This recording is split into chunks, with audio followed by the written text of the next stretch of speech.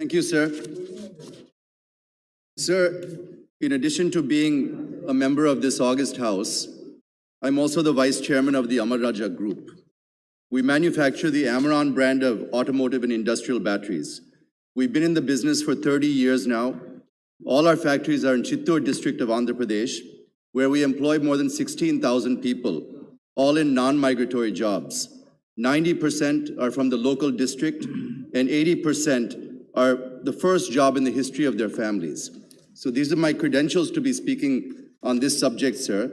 And since we are combining three bills together, which all are very important. Your credentials are already very rich. Yes, sir. No, so I request that I may be provided some extra time so that I can get all the points across to the minister, sir.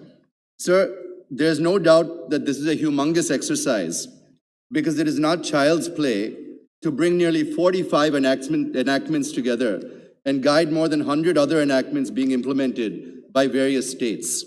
So without any hesitation, I compliment the Honorable Labour Minister, Sri Santosh Gangwarji, for his stupendous work on these codes. Sir, I'll start with the Social Security Code.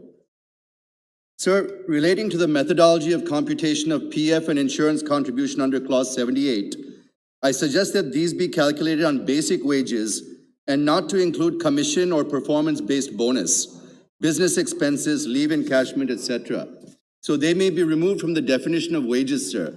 It will help employees in taking more salary home, sir.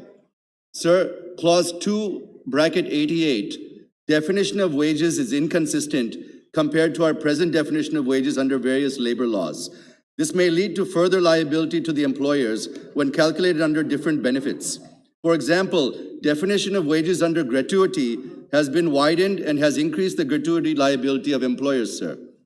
Sir, Clause 45 on unorganized workers.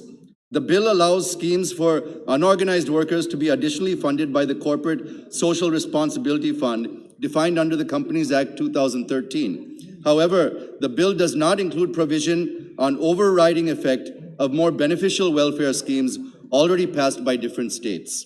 So this could kindly be looked into, sir. Sir, Clause 142 on the application of Aadhaar. The code is making Aadhaar mandatory to receive benefits. My question is this not a violation to the prevailing Supreme Court judgment, sir? Sir, the code is also silent on international workers. There is no definition for international worker. So employer who engages international workers do not know how to calculate the PF contribution, etc., to be made. There's clarification needed on this also, sir. Now I'll come to the Industrial Relations Code, sir. Sir, I welcome the proposal of a predefined fixed-term employment under Clause 2, bracket O.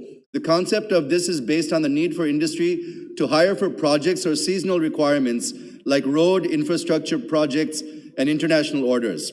Presently, what the companies are doing, they hire a contractor, and the contractor in turn engages the workers.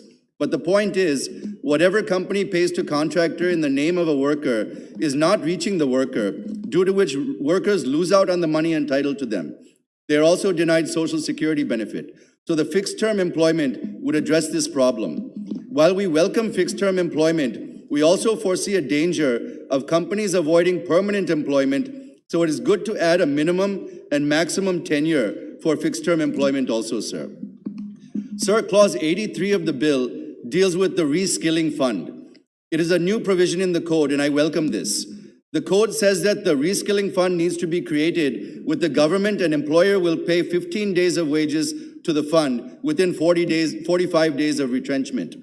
But I submit for consideration of the Honorable Minister to exempt such establishments which are on the verge of layoffs or closures. Otherwise, this will be an additional burden on them, sir. Sir, secondly, we have a huge Ministry of Skill Development. So the ministry should also make its contribution, financially and otherwise, to make this reskilling a success, sir. Clause 2, bracket 2F, concerted casual leave on a given day for 50% or more workmen would be treated as strike. This is welcome and in many ways prevents unnecessary industrial unrest. We also need to be cautious that we do not infringe on the rights of the workers, sir. Clause 44, bracket 2, The code introduces industrial tribunal consisting of 2 persons and one from judicial and the other from administration, instead of 1 person in the earlier Industrial Dispute Act 1947. Though this is a good move, it would be prudent to make the number of members in the tribunal at an odd figure instead of an even one, so as to settle the case if there was difference of opinion between the members, sir. Sir, clause 62, bracket 1, the code introducing 14 days notice to be given for strike is good as it gives time for discussion and dialogue. This should be uniformly applied for all sectors, sir. Sir, clause 2, bracket ZC, the code drops the termination of the service of a workman on the ground of continued ill health from exclusion of retrenchment. Retrenchment arises out of business continuity challenges and hence should be applied evenly to all as required, with no exceptions, as the prevailing Industrial Dispute Act. Clause 53, bracket 1, the code provides that the conciliation officer shall not hold any such proceedings relating to the industrial dispute after 3 years from the date on which industrial dispute arose. We appeal that the time given is too long and should be reduced to 6 months. As part of ease of doing business, should we have not done away with this provision under the IR code, is my question, sir. Sir, under clause 30, the bill proposes certification as necessary, even if the standing orders of an establishment is in line with the model standing orders. If the establishment is pleased to conform with the model standing orders, there should be no certification process and the model should be made applicable automatically, sir. Sir, now I come to the Occupational Safety, Health and Working Conditions Code. And I'll just complete in a few, 2 minutes, sir. Sir, the first point I wish to make is relating to the provisions on welfare, such as canteen, restrooms, and appointing welfare officer. The proposed code reduces the manpower applicability when compared to the Factories Act. You have brought it down to 100 workers against 250 as per Factory Act for the canteen workers, 50 against 150 for restrooms, and 250 against 500 for appointing a welfare officer. But I would suggest for the consideration of the Honorable Minister to retain the provisions as mentioned in the existing Factories Act. Otherwise, this would impact the MSMEs the most. And this additional burden, when they're already suffering, the MSMEs in the condition they are today, this would be an additional burden on them. So you could think of exempting the MSMEs, sir. Sir, clause 27 of the code deals with extra wages for overtime, and calculation of overtime is mandated on a daily basis or weekly basis.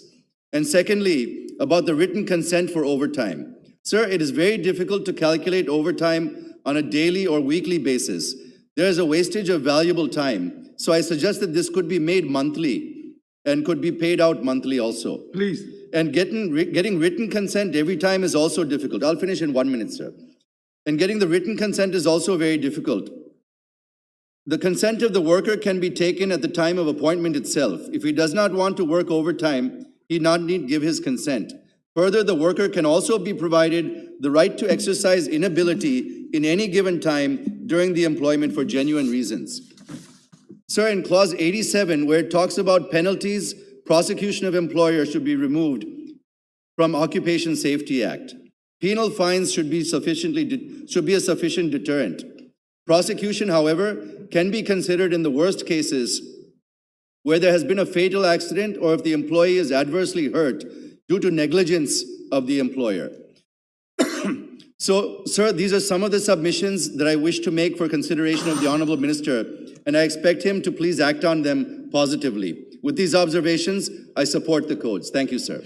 Thank you, sir. Shri Vinod Sonkar ji, thank you.